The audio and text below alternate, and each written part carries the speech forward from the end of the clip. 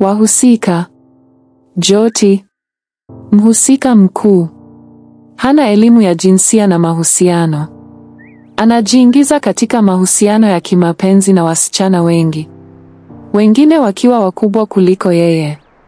Mwisho anakufa kwa ukimwi.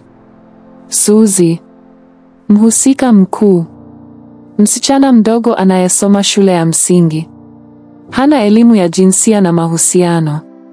Anajiingiza katika mahusiano ya kimapenzi na mwanafunzi mwenzake Jyoti, pia anaambukizwa ukimwi na kupata mimba. Anna, msichana mwenye elimu ya jinsia na mahusiano, anakataa vishawishi vya wanaume kwa sababu anajitambua kwa sababu ya kuwa na elimu ya jinsia. Mama Suzy, anashikilia mila na tamaduni za zamani. Haungi mkono kuwapatia watoto elimu ya jinsia na mahusiano, anaamini kufanya hivyo ni kuwaharibu watoto. Mjomba, mwanaume mtu mzima, anaunga mkono wazazi kuwapatia watoto wao elimu ya jinsia na mahusiano. Wahusika wengine ni Baba Jyoti, Mama Jyoti, Baba Anna, Chogo, Mwarami, Jumbe, Chausiku, Jirani na wengineo. Maudhui. Hapa kwenye maudhui tuanze kwa kuangalia dhamira zilizojitokeza.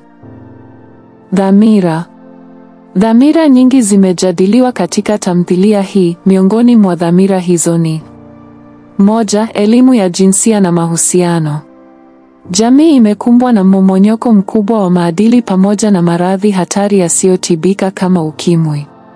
Hivyo wazazi wanapaswa kuwaelimisha watoto wao juu ya njia sahihi za kujikinga na matatizo haya. Katika tamthilia tunaona pande mbili, ule unaoshikilia ukale na upande unaotaka mabadiliko. Baba Anna anawaelimisha watoto wake juu ya madhara ya kujihusisha na ngono katika umri mdogo. Anna anaelewa na anafanikiwa kukwepa vishawishi.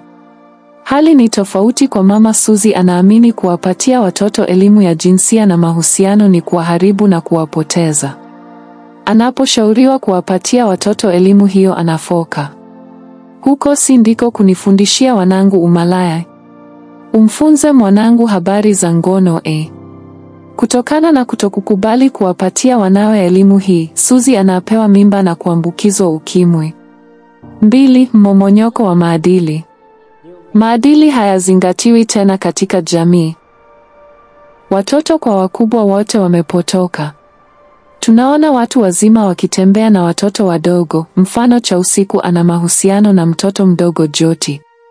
Pia watoto wamejiingiza katika mahusiano ya kimapenzi. Jyoti ana mahusiano na Suzy.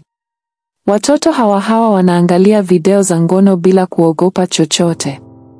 Katika ukurasa wa 20 Jyoti anasikika akiwahamasisha wenzake.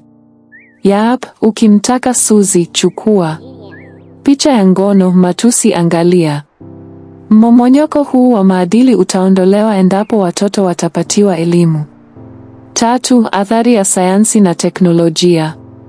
Maendeleo ya sayansi na teknolojia yameleta mabadiliko makubwa katika jamii. Mfano, katika tamthilia hii, watoto wanakwenda kuangalia picha za ngono na kuwafanya waharibikiwe kifikra kwa kutamani kuigiza kile wanachokiona. Jyoti, mtoto kinara wa kutazama picha hizo, anaambulia ukimwi na kufa angali mtoto mdogo. 4. Nafasi ya mwanamke katika jamii.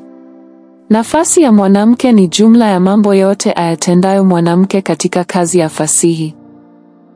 Mengine huwa mazuri yanayostahili pongezi na machache huwa mabaya yanayostahili kukemewa kwa nguvu.